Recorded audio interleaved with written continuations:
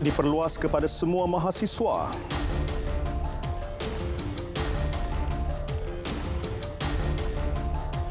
Permohonan isi 19,000 kekosongan guru dibuka.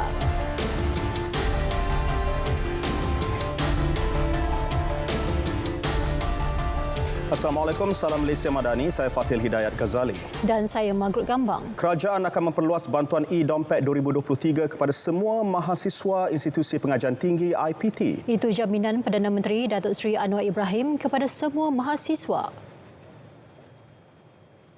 Saya akan putuskan supaya e-wallet itu boleh dimanfaatkan oleh semua mahasiswa.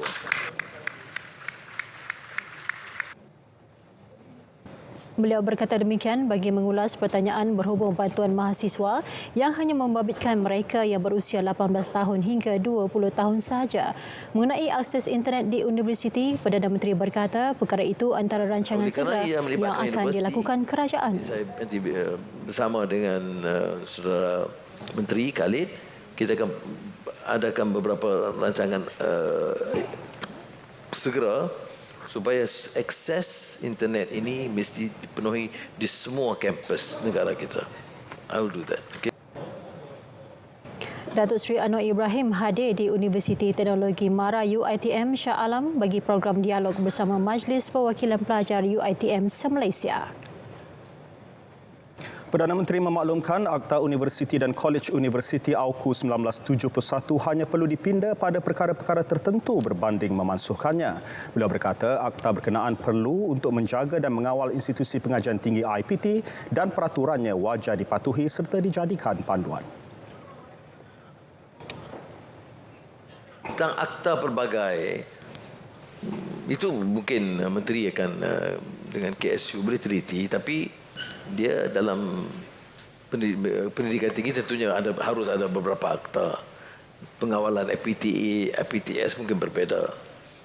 Sama nak digabung garam itu saya tidak ada pandangan keras bab itu, terserah. Semalam, Menteri Pendidikan Tinggi Datuk Seri Khalid Nordin menyatakan akan membentangkan pindaan rang undang-undang akta berkenaan hujung tahun ini. Pindaan tersebut masih dalam proses draft dan hanya membabitkan Seksyen 15 dan 16. Sementara itu, perbincangan bersama syarikat penerbangan akan dilakukan bagi menyediakan inisiatif tambang kapal terbang lebih murah termasuk ke Sabah dan Sarawak kepada pelajar.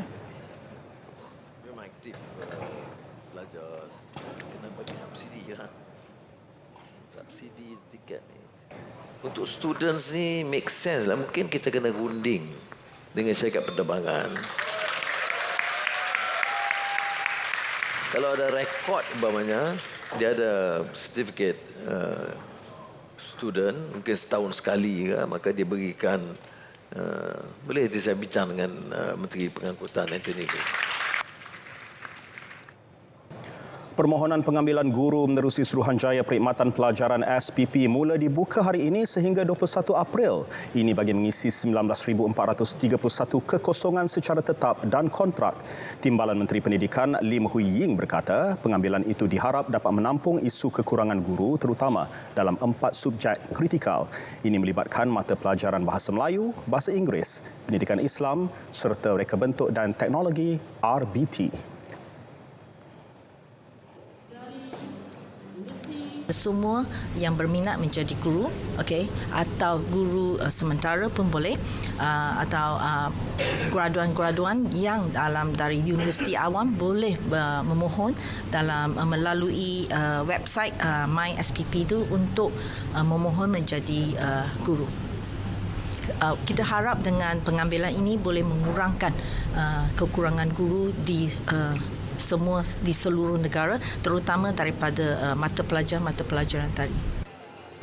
Kementerian Pendidikan menggalakkan calon yang sebelum ini pernah memohon tetapi gagal untuk mencuba sekali lagi. Permohonan fasiliti sokongan akaun 2 FSA 2 bagi pencarum KWSP berumur 40 tahun ke atas dibuka hari ini. Tinjauan di cawangan KWSP Jalan Raja Laut mendapati kira-kira 500 hingga 1,000 pencarum hadir secara berperingkat bagi urusan tersebut. Ketua cawangannya Muhammad Yazid Judi berkata pihaknya telah membuat persiapan rapi bagi memastikan proses semakan bagi permohonan awal lancar. kami cuba mengambil pendekatan apa sebenarnya yang mereka nak. Jika mereka perlukan kemaskinan nombor telefon saja, kita ada SST ni, mesin yang kat luar ni untuk mereka boleh kemaskinan terus. Kami menjangkakan akan ramai juga, tetapi tidaklah seramai seperti 4 pengeluaran terdahulu. Sebab waktu itu diperkenalkan pengeluaran tu dia bayar terus kepada akaun mereka. Selain membuat semakan kelayakan awal melalui akaun 2 KWSP, ahli yang hadir turut mendaftar dan mengaktifkan iAccount. Permohonan FSA 2 dibuka selama setahun tertakluk kepada kesediaan bank yang mengambil bahagian. Sementara itu, pencarum menyifatkan kemudahan FSA 2 penyelesaian praktikal untuk ahli KWSP yang menghadapi isu aliran tunai.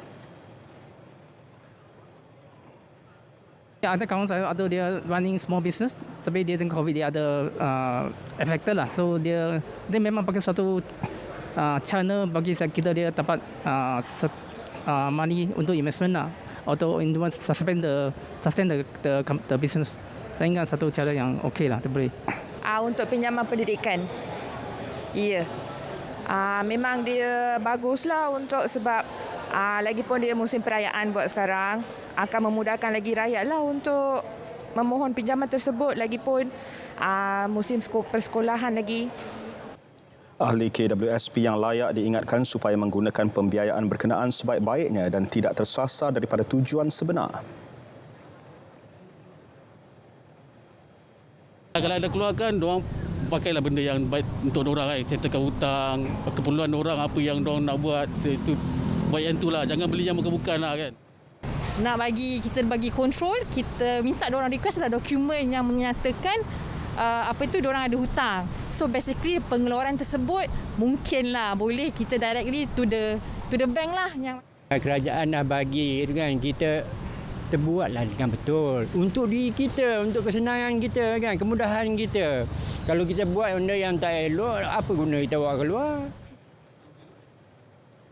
Usul mengenai pengeluaran bersasar KWSP akan dibahaskan di Dewan Negara Isnin ini. Timbalan Menteri Kewangan, Datuk Seri Ahmad Maslan memaklumkan beliau akan mendengar pandangan ahli Dewan Negara sebelum menjawabnya melalui sesi penggulungan. Lebih pada sejam, saya akan mendengar pandangan-pandangan senator atas dua perkara. Perkara pertama ialah mengenai apa yang mereka sebut sebagai kumpulan pengeluaran bersasar. Yang kedua ialah mengenai jaminan pinjaman, meminjam bank dijamin dengan wang KWSP. Ya, jadi atas dua tajuk itu mereka akan berbahas dan saya akan menjawab. Beliau berkata demikian dalam sidang media selepas sesi lawatan rasmi ke pejabat kumpulan wang persaraan diperbadankan KWAP di Ibu Negara. Penentuan tarikh sebenar perayaan Aidilfitri ialah di bawah bidang kuasa pihak penyimpan mahu besar raja-raja. Justru umat Islam di negara ini dinasihatkan menunggu pengumuman tarikh perayaan itu oleh pihak berautoriti bagi menentukannya. Seperti mana yang sebut kuasa itu di bawah penyimpan mahu besar-besar itu. So jadi saya rasa kita kena tunggulah. Dan ini kita akan bincangkan di peringkat fatwa apa dan sebagainya. Cuma saya dah seboleh-bolehnya kita nak mengelakkan apa yang berlaku pada tahun lepas tu tidak berulang supaya tidak terkejut. Yang tu yang hasrat kita semualah. Saya tak mau preempt dan kita serahkan kepada kuasa inilah penyimpan mahu besar untuk menentukan. Semalam ahli astronomi UAE menjangkakan tarikh Aidilfitri tahun ini jatuh pada 21 April. Pelaksanaan projek Bakur Rahmah menghampiri sasaran setelah mencapai pengedaran 95% kepada golongan miskin tegar seperti disasar. Menteri Perdagangan Dalam Negeri dan Kos Sara Hidup Datuk Seri Salahuddin Ayub berkata ia hasil kejayaan kerjasama strategik dengan pihak industri. Suka saya menyatakan di sini bahawa setakat petang ini KPDN dengan rakan strategik kita telah berjaya mengedarkan hampir 34,000 bakul rahmah sejak ianya dilancarkan. Ini telah dapat mencapai hampir 95% daripada jumlah yang menjadi sasaran KPDN, kerana KPDN telah mensasarkan 37,000 bakul dapat disampaikan kepada setiap isi rumah. Datuk Seri Salahuddin juga memberi jaminan tiada krisis minyak masak paket bersubsidi dan bekalannya mencukupi sehingga Aidilfitri. Turut cukup bekalan lain antaranya ayam, telur ayam dan sayur-sayuran. Sekretariat Khas Sulu pada 8 Mac lalu menegaskan Malaysia kekal dengan pendirian tidak mengiktiraf timbang tara komersial dimulakan oleh penuntut yang mengaku waris kumpulan Sulu dan akan terus mempertahan kedaulatan melalui forum undang-undang yang sesuai. Bagi Malaysia, tuntutan itu tidak rasional kerana berlakunya pencerobohan Lahad Datu oleh pengganas Sulu serta cubaan rampasan aset yang boleh diklasifikasikan sebagai satu bentuk ancaman kepada negara. Kita ikuti laporan khas Siri 2 tuntutan Sulu bersama wartawan Mohan Chinasami.